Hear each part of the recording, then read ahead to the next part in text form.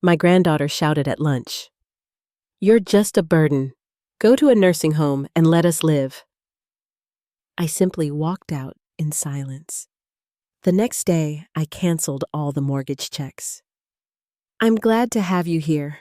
Follow my story until the end and comment the city you're watching from so I can see how far my story is reached. The chandelier cast a warm glow over the dining table as I arranged the final fork.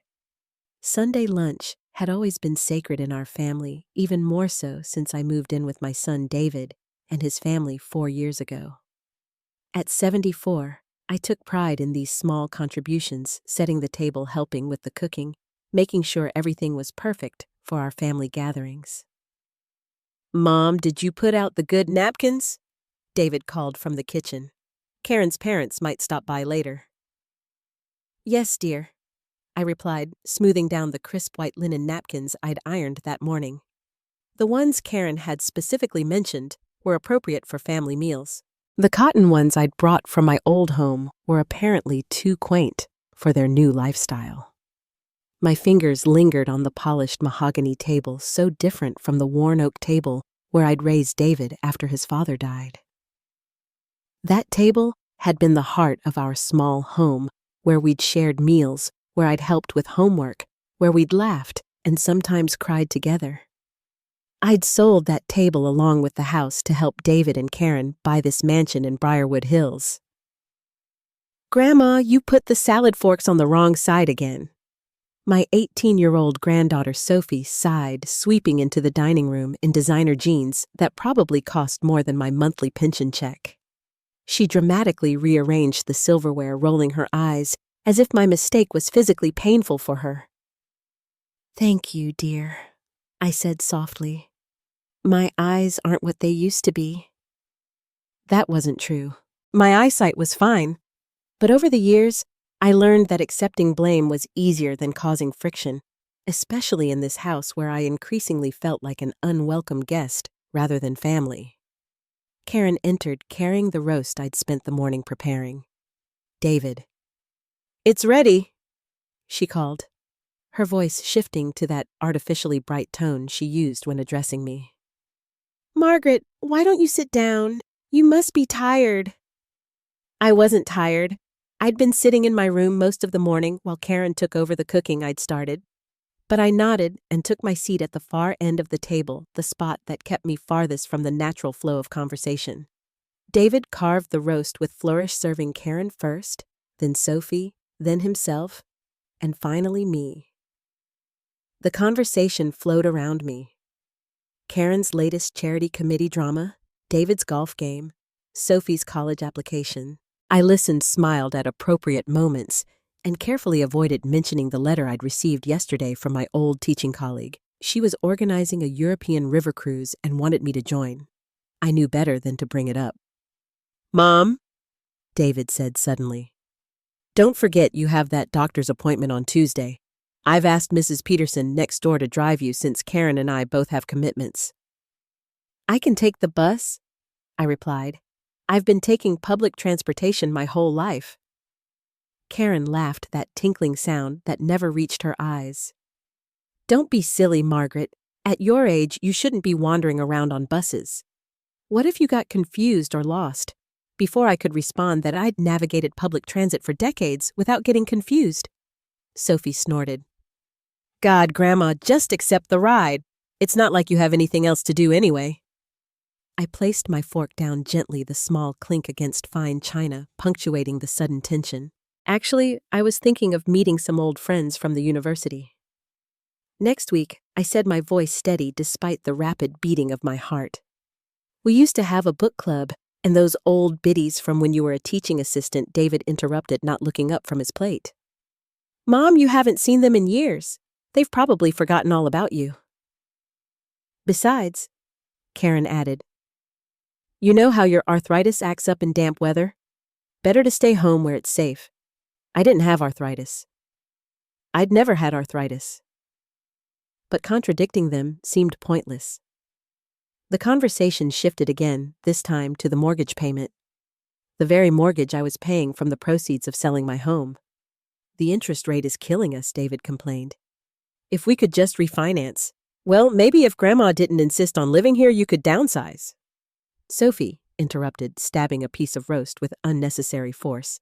I mean, my friend's grandparents all live in retirement communities or assisted living, Sophie Karen said, but her tone held no real reproach. What? It's true, Sophie continued, her voice rising. We can't even convert the guest room to a media room because Grandma's stuff is everywhere and she's always hanging around watching everything we do. It's suffocating. I kept my eyes on my plate, my appetite completely gone. You're just a weight on this family, Sophie continued, her words slicing through the air. Just go to an assisted living place and let us live our lives. The silence that followed was deafening. I looked up to see David and Karen exchanging glances, neither jumping to my defense. Sophie. David finally said, his voice lacking any real conviction. Apologize to your grandmother. Why should I? Sophie tossed her napkin on the table. You guys say the same thing when she's not around? Another silence, heavier this time. I looked at my son, the boy I'd raised alone after his father died when he was just 10 years old. The boy I'd worked 2 jobs to put through college. The boy who now couldn't meet my eyes. Excuse me, I said quietly, rising from the table with as much dignity as I could muster. No one stopped me as I walked upstairs to my room, the smallest bedroom in the 5-bedroomed house, the one farthest from the family's rooms. I closed the door behind me, my hands trembling, not with age, but with a cold, clear anger I hadn't allowed myself to feel in years. The next morning, while the house was empty, I made a single phone call to my bank. I canceled every automatic payment to the mortgage company effective immediately. Then I began to pack. I sat on the edge of my bed, staring at the small suitcase I'd pulled from the back of my closet. The leather was cracked with age, the brass clasps tarnished, a relic from another life. My fingers traced the faded luggage tag, still bearing the address of the home I'd sold 4 years ago. Maple Street, my home for over 40 years. The house wasn't grand like this mansion in Briarwood Hills, but it had been mine, paid off after decades of careful budgeting on a professor's salary. A modest 3-bedroom with a garden where I'd grown heirloom tomatoes and a study lined with bookshelves that David had built for me when he was in high school. I'd never planned to leave. Even after retirement, I'd imagined growing old there, hosting my book club meetings, continuing to mentor graduate students, maybe eventually having David, Karen, and Sophie visit on weekends. I'd pictured Sophie staying in the guest room I'd decorated specially for her with bookshelves filled with the classic novels I'd hoped to introduce her to. You can't keep living alone in that big house, Mom, David had said 4 years ago, shortly after my 74th birthday. What if you fall? What if something happens? I'm perfectly capable of taking care of myself, I'd replied. And the house isn't that big, but the seed had been planted, and soon David and Karen were showing me real estate listings for retirement communities and assisted living facilities, places with names like Sunnyvale Gardens and Golden Oaks, with photos of elderly people playing bingo and doing seated aerobics. We're just thinking about your future, Karen had said. Her voice honeyed with fake concern. These places have nurses on staff, and you'll be surrounded by people your own age. I'd resisted, of course. I was still teaching a literature course at the community college, still drove my own car, still hosted dinner parties for colleagues. There was nothing wrong with me. Then came the opportunity. Mom, we found the perfect house David had announced during one of their visits. It's in Briarwood Hills, 5 bedrooms, a pool, everything we've dreamed of. But it's just out of our price range, Karen had finished. Unless in there, it was the proposal that had seemed so reasonable at the time. I would sell my house and contribute the proceeds toward their new home. In return, I would have my own space in their house, be part of their family, watch Sophie grow up. I'd never have to worry about home maintenance again. It makes financial sense for all of us, David had explained. Property values in your neighborhood are declining. you'd be making a smart investment. What he hadn't mentioned was that my investment wouldn't be in my name, that the money from my house, nearly $450,000 after the mortgage was paid off, would go directly into their dream home, that I'd also be expected to contribute monthly to the new mortgage from my pension and savings. It's still cheaper than those retirement places, Karen pointed out when I'd hesitated. And you'll be with family instead of strangers. I'd agreed, partly because I did want to be closer to my only grandchild, and partly because David had made it sound so temporary. Just until we get settled with the new mortgage, he'd said, then we can reassess. But there had never been any reassessing. Instead, there had been a slow, methodical dismantling of my independence. First, it was suggested that I sell my car. You don't need the expensive insurance and maintenance, David had reasoned. We can drive you wherever you need to go. Except they rarely had time to drive me anywhere, and my requests for rides were often met with size and schedule checks, and eventually, "Can't you just order it online, Mom?" Then it was my furniture. "This armchair doesn't really match our aesthetic," Karen had said.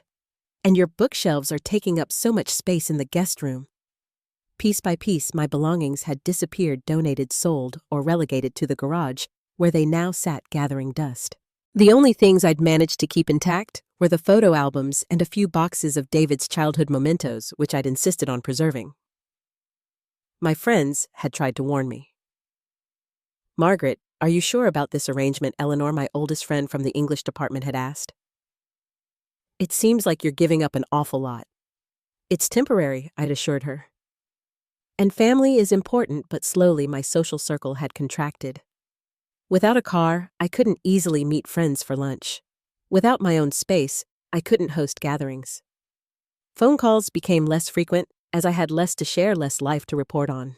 The final blow had come 6 months ago when I'd mentioned possibly using some of my savings to take a literature-focused cruise with Eleanor.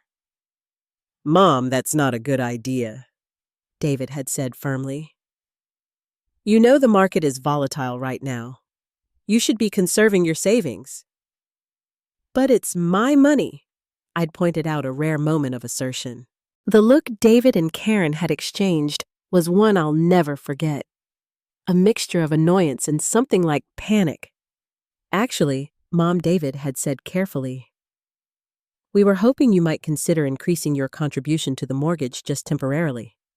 The property taxes went up this year, and with Sophie's college applications coming up, that was when I'd realized the truth." They had no intention of reassessing our arrangement. They expected me to continue funding their lifestyle indefinitely, to quietly fade into the background of their lives, a convenient ATM masquerading as a grandmother. But I'd agreed anyway, because what choice did I have? Where would I go? My house was sold, my furniture gone, my social circle diminished. I'd become exactly what they wanted, dependent. Until yesterday, you're just a weight on this family. Sophie's words had cut deep, but they'd also cleared away the fog I'd been living in. The comfortable illusion that I was making sacrifices for people who valued me, who loved me. I looked around the small bedroom they'd given me, the one farthest from the family's rooms, the one with the smallest closet, the one that Karen regularly referred to as, eventually, the media room. Nothing in this room reflected who I was. The bedspread was Karen's choice.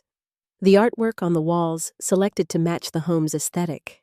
Even the bookshelf held only a fraction of my collection, carefully curated to include nothing that might embarrass them if guests peeked in. Reached for the phone on the nightstand, the landline I'd insisted on keeping when they'd suggested I didn't really need my own phone line. With steady fingers, I dialed a number I hadn't called in nearly 4 years. "Eleanor, it's Margaret. I need your help." I was arranging the last of my important documents in a folder when I heard the front door slam with such force that the small crystal bird on my dresser, one of the few treasures I'd managed to keep, trembled precariously. "Mom!" David's voice thundered through the house. "Mom, where are you?" I slipped the folder under my pillow and smoothed my cardigan, preparing myself for the confrontation I knew was coming. I'd been expecting it for 4 days, ever since I'd made that call to the bank. My bedroom door flew open without a knock. David stood in the doorway, his face flushed red, a crumpled piece of paper clutched in his fist. Karen hovered behind him, her perfectly manicured nails digging into his shoulder. "What the hell is this?" David demanded, thrusting the paper toward me. It was a notice from the mortgage company, a warning about missed payment and potential penalties. I met his gaze steadily. "It appears to be a letter from your mortgage company. Don't play dumb, Mom. The payment was declined. Your automatic transfer was canceled." His voice shook with barely controlled rage. "Did you do this?" For a moment I considered lying, pretending confusion, suggesting a bank error. It would have been the easier path, the one I'd taken so many times before to keep the peace. But Sophie's words still echoed in my mind. "You're just a weight on this family." "Yes," I said simply. "I canceled the payments." Karen gasped as if I'd slapped her. David's face went from red to nearly purple. "You what?" he sputtered. "Why would you? How could you?" "Do you remember what Sophie said at Sunday lunch?" I asked, my voice calmer than I felt about me being a weight on this family. David had the grace to look momentarily uncomfortable before his anger reasserted itself. "She's a teenager, Mom. Teenagers say stupid things." "Yes, they do," I agreed. "But she was only repeating what she's heard from you and Karen." Karen stepped forward, her face a mask of injured innocence. "That's completely unfair, Margaret. We've welcomed you into our home, given you a place to live. A place I paid for," I interrupted, surprising even myself with my boldness. "Or have you forgotten that the down payment for this house came from the sale of my home that I've been contributing to your mortgage payments for 4 years?" "That was the agreement," David said stiffly. "You live here. You help with expenses. It's only fair." Fair. The word hung in the air between us. Was it fair when you convinced me to sell my fully paid home by claiming it was temporary? Was it fair when you systematically removed every piece of my furniture, every memento that didn't fit your aesthetic? Was it fair when you cut me off from my friends, my activities, my independence? David's face hardened. "If you're so unhappy here, Mom, you're free to leave. There are plenty of nice assisted living facilities, which I would have to pay for." I finished for him. "Which is exactly what this has always been about, isn't it?" "My money! That's absurd!" Karen snapped. "We've given you a home, a family. You've given me a small bedroom in a house I helped purchase." I corrected her. "You've given me a seat at the far end of the table where I can be conveniently ignored. You've given me the clear message that I'm tolerated only as long as I keep funding." "Your lifestyle." David ran a hand through his hair, a gesture so reminiscent of his father that it made my heart ache, despite everything. "Look, Mom, if this is about what Sophie said, I'll talk to her. She'll apologize. But this," he waved the mortgage notice. "This is serious. We can't afford this house without your contribution." "I'm aware of that," I said. "I've been aware since you first showed me the listing and explained that it was just out of your price range unless I helped." Karen stepped closer, her voice dropping to that condescending tone she used when she thought I was being difficult. "Margaret, perhaps you're confused. The arrangement benefits all of us. You don't have to worry about living alone, about maintenance or yard work." "I never worried about those things," I said firmly. "I loved my garden. I loved my independence. I gave it all up because I thought my family needed me, valued me." David's face shifted. Calculation replacing anger. "Of course we value you, Mom. This is just a misunderstanding. Why don't we sit down, talk this through like adults?" "There's nothing to discuss," I replied. "I've made my decision." "What decision?" David asked, his voice suddenly wary. I reached under my pillow and pulled out the folder. "I've been keeping records, David, of every payment I've made toward this house. Of every conversation where you or Karen discussed my finances. Of every time I was told I couldn't access my own money because it needed to be conserved. Karen's face went pale. "You've been recording us?" "Not all the time," I said. "Just when it became clear what was happening." "I may be old, but I'm not stupid." David lunged forward and tried to grab the folder, but I was quicker than he expected. I stepped back, holding it firmly against my chest. "It's all backed up," I told him quietly, "and my attorney has copies." Attorney David's voice rose in disbelief. "What attorney? Since when do you have an attorney?"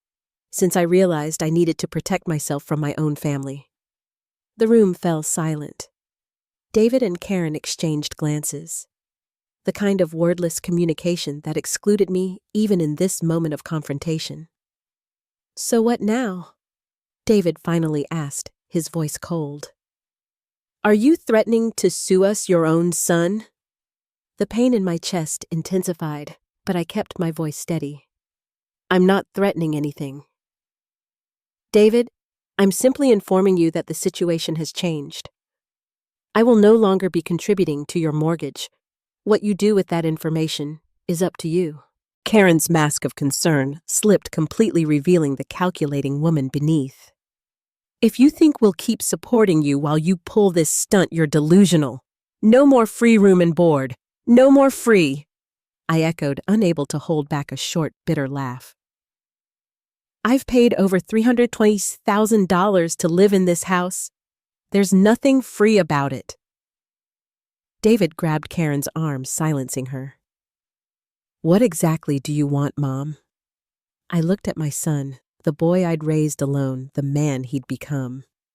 "I want what I've always wanted, David. Respect honesty, to be treated like a person, not a checkbook." So face hardened. "Well, you've made your point and your choice. Don't expect us to bail you out when you realize you can't make it on your own." With that, he turned and stormed out, pulling Karen with him. The door slammed behind them, leaving me standing alone in the small room that had never really been mine. I sat down on the edge of the bed, my hands trembling slightly. I'd done it. After years of acquiescence, of silence, of putting everyone else's needs before my own, I'd finally stood my ground. I picked up the phone and dialed. "Eleanor, it's done. They know. Are you okay?" Her voice was warm with concern. "No," I admitted, "but I will be." 1 month before Sophie's outburst, the realization didn't come as a lightning bolt. It was more like dawn breaking, a slow, gradual illumination of what had been hidden in darkness. I was sitting in the garden, ostensibly reading, but actually listening to David and Karen on the patio, their voices carrying clearly through the open French doors. "The interest rates are dropping again. David was saying if we refinance now, we could pull out some equity." "For what?" Karen asked. "The kitchen is already perfect. I was thinking about that vacation property in Lakeview. The one I showed you last week?" Karen's laugh tinkled through the air. "David, be serious. We can't afford a second home. We could if we used Mom's savings as a down payment. She's got at least $200,000 sitting in that account doing nothing." My blood ran cold. I hadn't told David how much was in my savings. I'd never authorized him to check my accounts. "She'd never agree to that," Karen said, though her tone suggested she wasn't entirely opposed to the idea. "She doesn't have to know the details," David replied. "We just tell her it's a smart investment opportunity. You know how she is. She never questions me about finances." The book slipped from my fingers, landing with a soft thud on the grass. They were talking about taking my savings, the money I'd set aside over decades of careful budgeting the security. I'd planned to leave for David and Sophie when I was gone. Besides, David continued, "It's not like she has any use for it." "What's she going to do? Go on a cruise at her age?" Karen laughed again. "God, can you imagine? She'd probably get lost and end up in someone else's cabin." I sat very still, letting their words wash over me. I wasn't shocked. so much as profoundly disappointed. Deep down, I'd known for some time that David and Karen saw me as a resource rather than a person. But hearing it stated so baldly, so callously, crystallized everything. That night, I lay awake for hours, staring at the ceiling, considering my options. I could confront them, but what would that achieve? David would deny it, or worse, make me feel guilty for eavesdropping. I could simply refuse to give them any more money, but they'd find ways to pressure me. They always did. I needed a plan, a real plan, not just a reaction, and I needed help. The next morning, I told Karen I was going to the library. She barely looked up from her phone. "Don't be too long. We're having guests for dinner, and I need you to polish the silver." I didn't go to the library. Instead, I took the bus downtown to the offices of Linda Carter, a lawyer I'd known casually during my teaching days. She'd been a guest lecturer in one of my classes discussing literary depictions of justice. We weren't close friends, but she'd always struck me as straightforward and ethical. "Professor Margaret," she greeted me, rising from behind her desk with a warm smile. "What a pleasant surprise. Please call me Margaret," I said, settling into the chair across from her. "It's been a long time since I taught anyone." "Once a professor, always a professor," she replied. "What brings you to my office today?" I took a deep breath. "I need legal advice about financial exploitation by family members." Her smile faded, replaced by a look of professional concern. "I see. Why don't you tell me what's going on?" For the next hour, I laid out everything. The sale of my house, the ongoing mortgage payments, the gradual erosion of my independence, and finally, the conversation I'd overheard about my savings. Linda took notes, occasionally asking clarifying questions, her expression growing more troubled as I continued. "This is unfortunately common," she said when I finished. "Elder financial abuse is one of the fastest growing forms of exploitation, particularly when perpetrated by family members. The good news is, there are steps we can take to protect you and your assets." "What kind of steps?" I asked. "First, we need to secure your remaining finances. I recommend changing your bank accounts immediately. New bank, new account numbers, new passwords. Make sure David has no access whatsoever." I nodded, feeling a strange mix of relief and sadness at having my suspicions confirmed. "What about the money I've already contributed to the house?" Linda sighed. "That's more complicated. You said your name isn't on the mortgage or deed." "No, David said it was simpler that way." "I'm sure he did," she said, dryly. "Without written documentation of your arrangement, it becomes a matter of your word against theirs."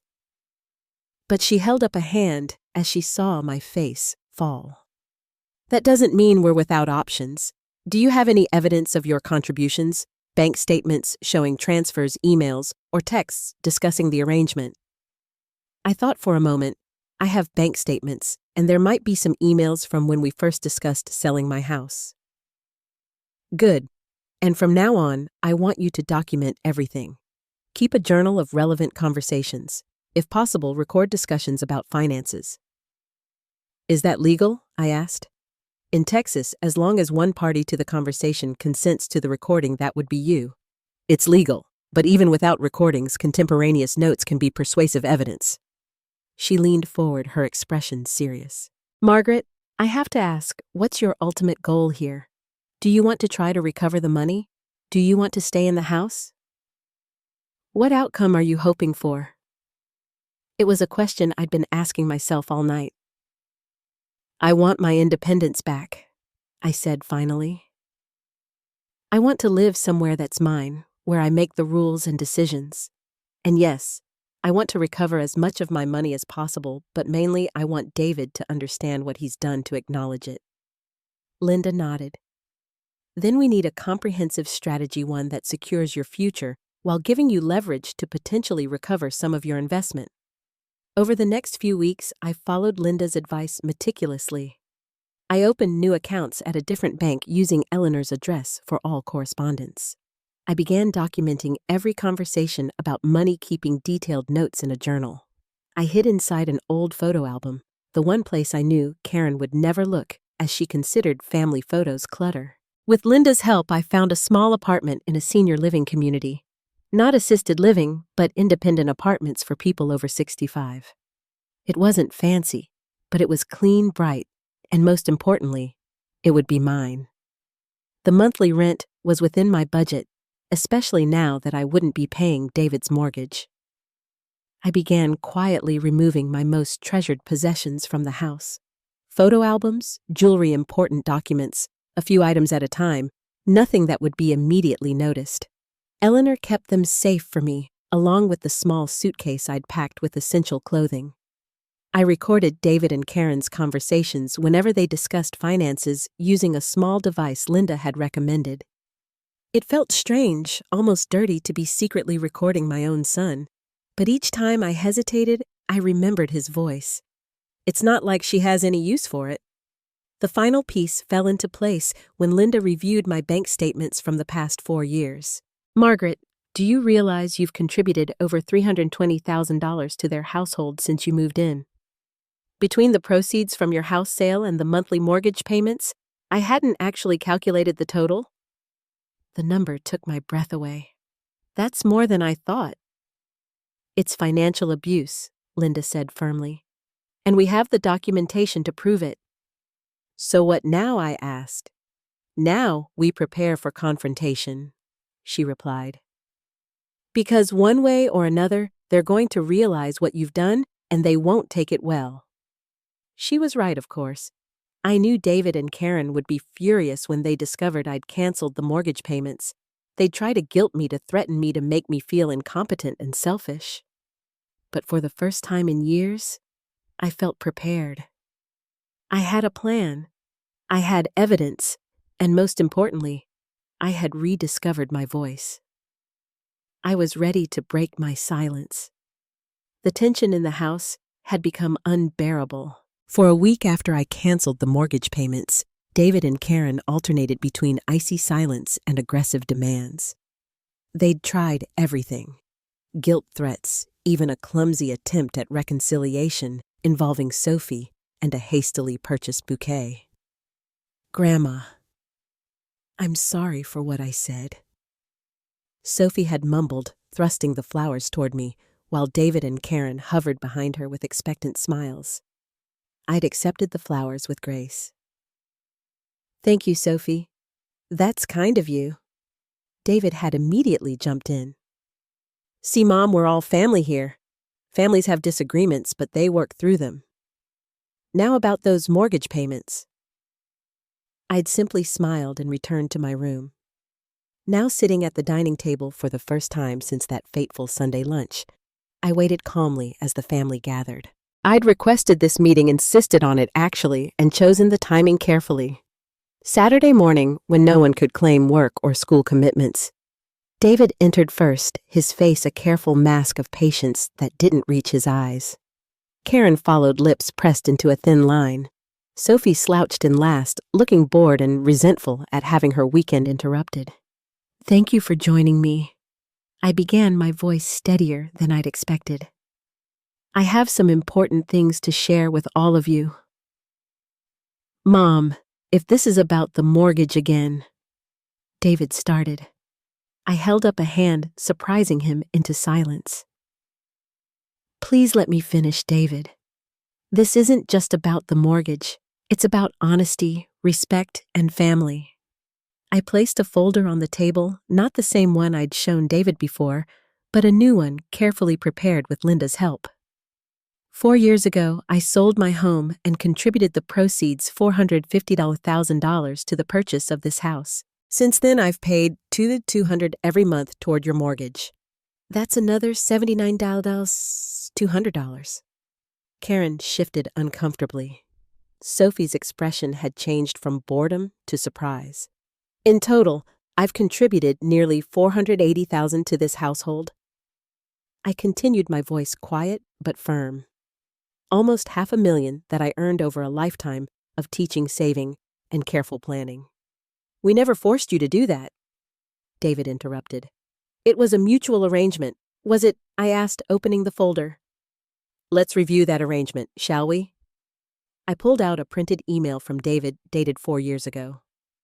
Mom, this is just temporary until we get settled with the new mortgage. Then we can reassess. Your exact words, David. He flushed. Market conditions changed. You know that. I do know about changing conditions, I agreed. Like how my role in this house changed from welcomed family member to convenient source of income. Or how my furniture disappeared piece by piece because it didn't match your aesthetic. Or how my social life was systematically dismantled because it was inconvenient for me to see my friends. Karen leaned forward, her voice taking on that condescending tone I'd grown to hate. Margaret, you're exaggerating. We've always treated you as family. Is that why you and David discussed using my savings to buy a vacation property in Lakeview? I asked calmly. The color drained from her face. I don't know what you're talking about. I withdrew a small recording device from my pocket and pressed play. David and Karen's voices filled the room, discussing my savings as if they were already theirs to spend. I watched their expressions change from shock to outrage to something like fear. You recorded us, David sputtered when I stopped the playback. That's perfectly legal in Texas. I finished for him. Single-party consent. Sophie was staring at her parents with wide eyes. You were going to take Grandma's money for a vacation house. Neither David nor Karen answered her. Their gazes were fixed on me, a mixture of anger and calculation in their eyes. What do you want? David finally asked, his voice cold. Is this blackmail? No, David. This is clarity, I replied. I'm not here to threaten or punish you. I'm here to inform you of my decisions. I placed 3 envelopes on the table. This first envelope contains a detailed accounting of all the money I've contributed to this household. The second contains my formal request for financial restitution, not for the full amount, but for what my attorney considers a fair settlement given the circumstances. Attorney Karen echoed faintly. Linda Carter, I said. She specializes in elder financial abuse cases. David's face darkened. So you are threatening to sue us? I hope it doesn't come to that, I said honestly. The third envelope contains my notice that I'll be moving out next week. I've secured an apartment at Willow Creek Apartments, that senior place off Cedar Creek, Karen asked, looking genuinely surprised.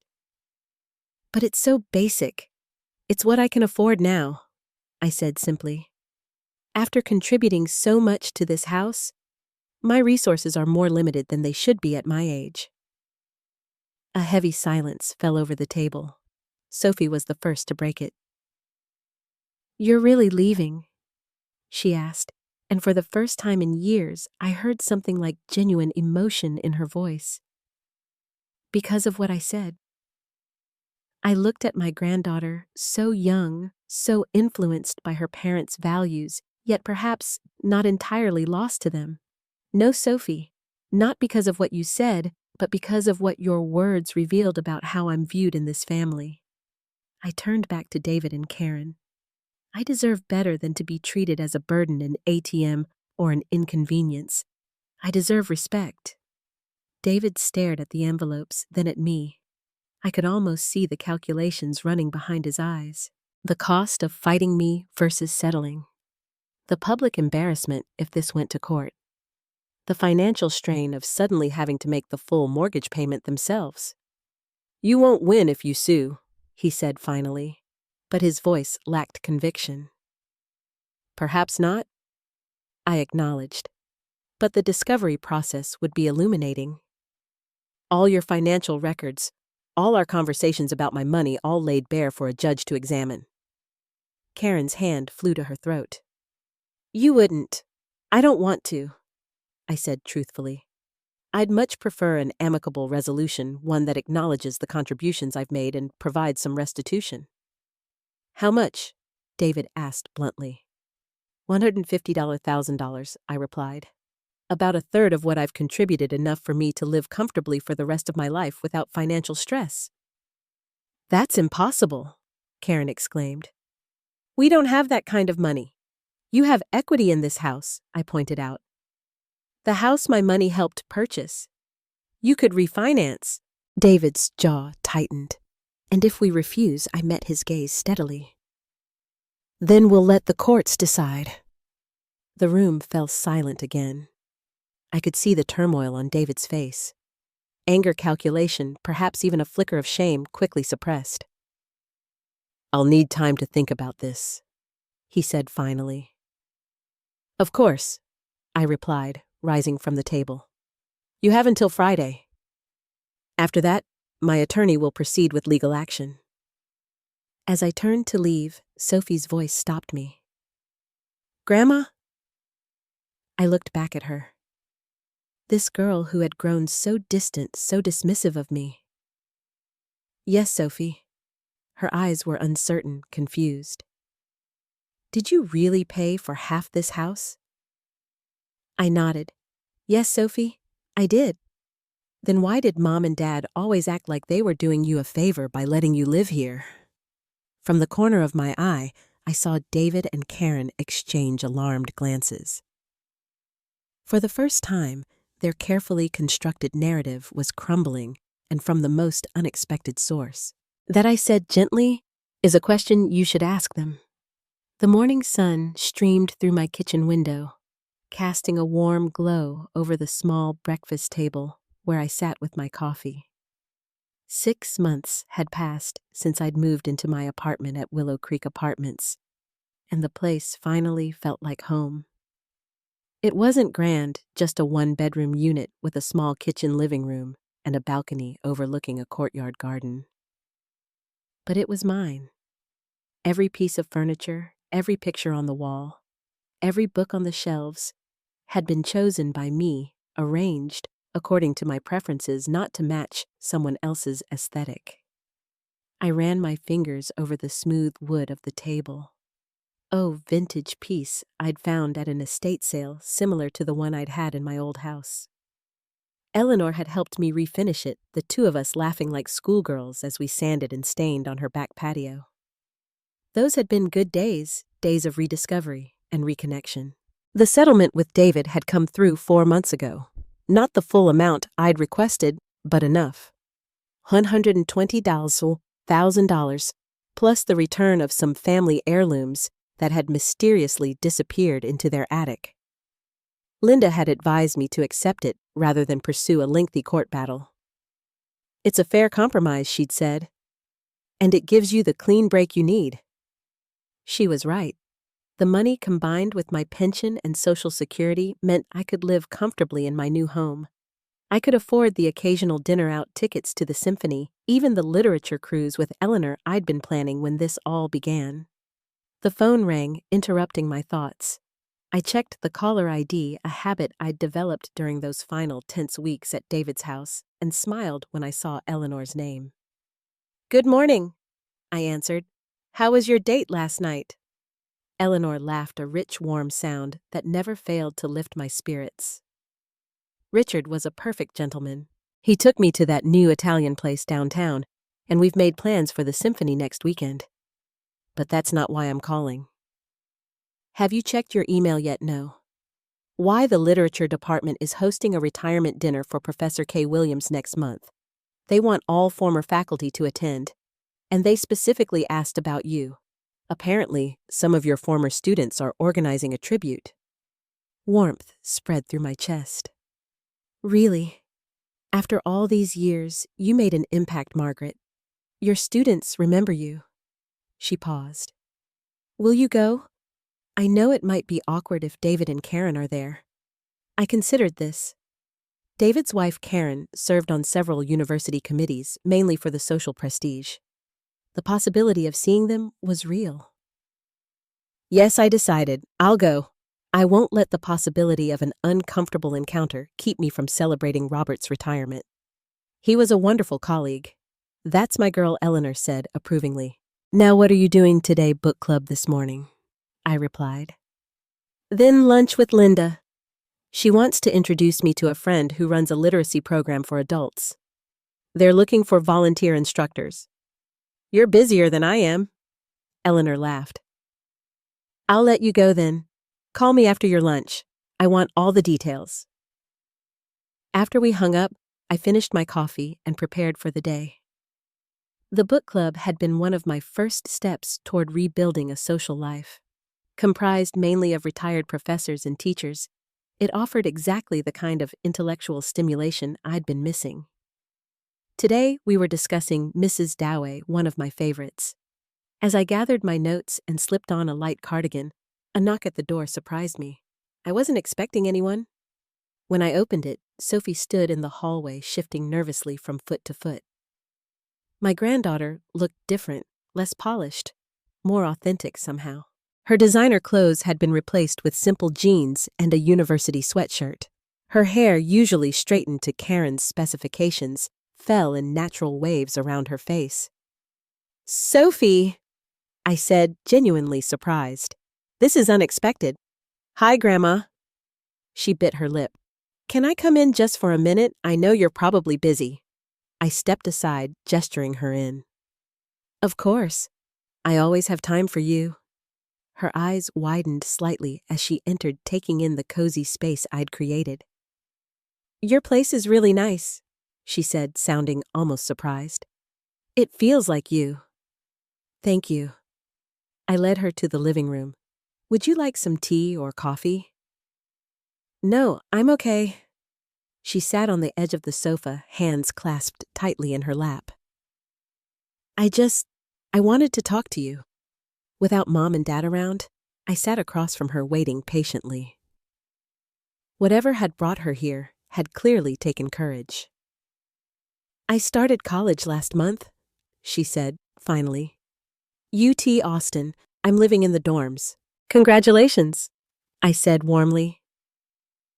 "What are you studying English?" "Literature." A small smile played at her lips. "Like you did." This surprised me. David and Karen had always pushed Sophie toward business or law, practical fields with high earning potential. "Your parents must be proud," I said carefully. Sophie snorted. "They hate it. Dad says I'm wasting my potential. Mom keeps sending me links to business school applications." She looked up, meeting my eyes directly. "That's actually why I'm here. I found some of your old lecture notes in the attic about Virginia Woolf. They're amazing, Grandma. The insights, the connections to other works. I never knew you were so intelligent." I smiled gently. She had the grace to look embarrassed. I was going to say passionate about literature. I am. I corrected myself. Teaching was never just a job for me. It was a calling. Sophie nodded, then took a deep breath. "My professor assigned to the Lighthouse for my modernist literature class. I remembered your notes mentioned it, so I've been reading them, but there are parts I don't understand. I was wondering if maybe you wouldn't mind helping me." The request, so simple yet so profound, brought tears to my eyes. For years, I'd tried to share my love of literature with Sophie, only to be met with indifference or outright disdain. Now, here she was, asking for my guidance. "I would be honored," I said softly. A genuine smile lit up her face. Not the practiced, perfect smile Karen had taught her, but something real and a little vulnerable. "Really? That would be awesome." "Of course." I hesitated, then asked the question that had been hovering since she arrived. "Does your father know you're here?" "The key?" Smile faded. "No, they don't talk about you much. When they do, it's—" She trailed off, looking uncomfortable. "It's not complimentary," I finished for her. "No." She met my eyes again. "But I think they're wrong about a lot of things, including literature as a worthwhile field of study," I asked with a small smile. "Including how they treated you?" she said quietly. "I've been thinking a lot about it, about what happened, the things you said that day, about paying for the house and them taking your money. I didn't want to believe it at first, but last month I overheard them talking about how they might have to sell the house. Dad said something about how they never should have bought a place they couldn't really afford without your help. She twisted her hands in her lap. That's when I realized you were telling the truth. They really did use you for your money. The pain in her voice touched me deeply. It couldn't be easy for her to recognize this truth about her parents. People are complicated, Sophie, I said gently. Your parents aren't villains. They made choices. Selfish choices, yes, but driven by their own fears and desires, just as I made the choice to let them take advantage of me for too long. She nodded slowly. I'm sorry for what I said that day about you being a weight on the family. I didn't really think that. I was just repeating what I'd heard them say. No, I assured her, and I've never held it against you. In a way, I should thank you. Your words were the wake-up call I needed. We talked for another hour about Virginia Woolf, about her classes, about her new freedom in the dorms. As she prepared to leave, she hesitated at the door. Could I come back next week? Maybe we could make this a regular thing. I could bring my assignments and we could discuss them. I'd like that very much, I said, warmth filling my heart. How about Saturdays? We could have lunch, then work on your literature questions. That sounds perfect. She surprised me with a quick hug. Thank you, Grandma. After she left, I stood by the window watching as she walked toward the bus stop. The morning sun highlighted the natural red in her hair. My color, not Karen's carefully maintained blonde. For the first time, I could see pieces of myself in her beyond just physical resemblance. The book club could wait. Today had brought something far more precious than literary discussion. It had brought possibility, the chance to build a relationship with my granddaughter based on genuine connection, not obligation or financial dependency. As I picked up the phone to call Eleanor with the news, I caught sight of my reflection in the window, standing straight, eyes bright, a smile playing on my lips. I hardly recognized myself. Gone was the woman who had silently accepted disrespect and manipulation. In her place stood someone stronger, wiser, unafraid to claim her worth. It had taken 73 years, but I had finally found my voice. And in that voice, I had found myself. Now I'm curious about you who listened to my story. What would you do if you were in my place? Have you ever been through something similar? Comment below. And meanwhile, I'm leaving on the final screen 2 other stories that are channel favorites, and they will definitely surprise you. Thank you for watching until